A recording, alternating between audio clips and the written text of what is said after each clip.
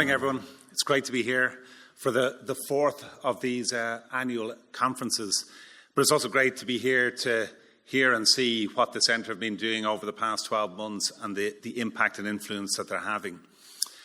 As I was sort of thinking about this event and preparing myself for it, I was drawn back to a paper that Deloitte had produced with the Climate Governance Initiative for the World Economic Forum. It was part of a series of papers that we were doing as part of that.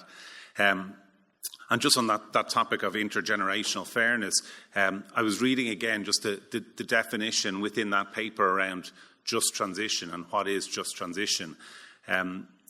And obviously there's a multitude of different definitions of what just transition is. But they were just bringing out a particular sort of emerging notion of it really being two elements. The principle of a just transition, how we move to a fair, equitable, inclusive transition with people at the centre of that, but also just transition as a process that's about implementation, negotiation and dialogue to bring about that transition. And with the different socioeconomic, the different political, the different geographical contexts that need to be brought to that discussion.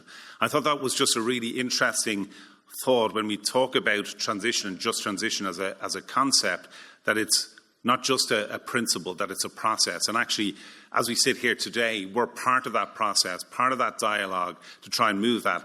And definitely the Centre itself is trying to agitate and move that dialogue to make sure that we do have the right people at the table and we are having that right discussion around transition. And particularly in the context of the Centre, looking at that from an intergenerational perspective, having academics, students, business, all different walks of life involved in having that discussion. And I do think within that, as we look at that and how do we engage, coming from, I suppose, the business community, I do see the business community having a really key role in that negotiation, that discussion, that engagement as part of it.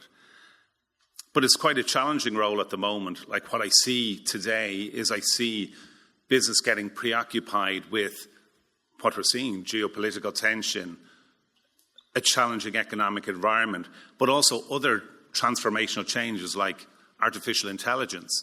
And what we're seeing is our attention being drawn away from the discussion of sustainability and climate.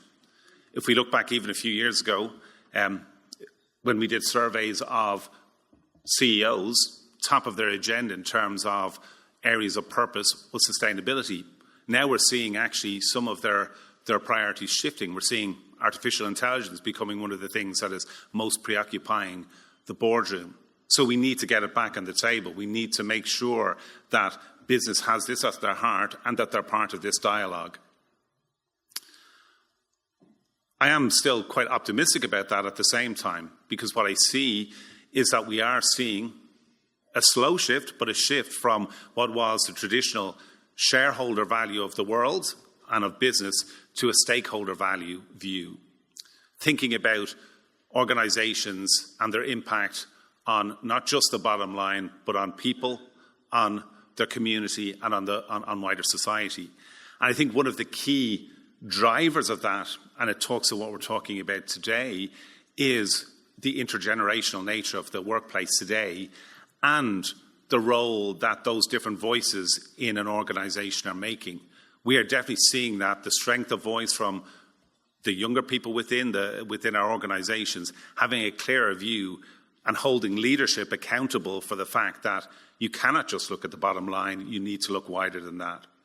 So I am quite optimistic in terms of, the role that business is making, but also the role that people within organisations are making to make sure that our dialogue is a dialogue around how we're affecting a just transition through the different elements of our businesses. But I would say, and this is from the practical experience of dealing with companies on a day-to-day basis, the process is slow. We need to speed things up. We need to speed up action.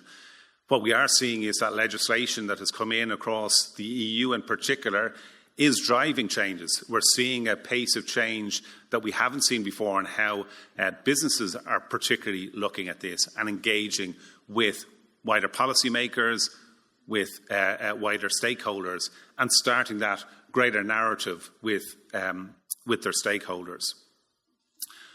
But we are seeing that that's unfortunately diluted by a lack of global alignment. We don't have the same view of standards, the same view of policy across the globe. We need to work together more to do that. We're seeing the diluting effect of the US not necessarily on the same trajectory as Europe, of the global north, global south discussion. We're seeing all of that come through. But I do think, Ireland as a small nation, but a nation with a voice, that we need to use that voice as much as we can. So, I am really delighted to be here today, and particularly to have Mary Robinson addressing us as the keynote speaker today. So, I'm going to hand over now at this stage and move forward, and just say looking forward to engaging today and engaging with the Centre, and I thank everyone for coming here this morning. Thank you.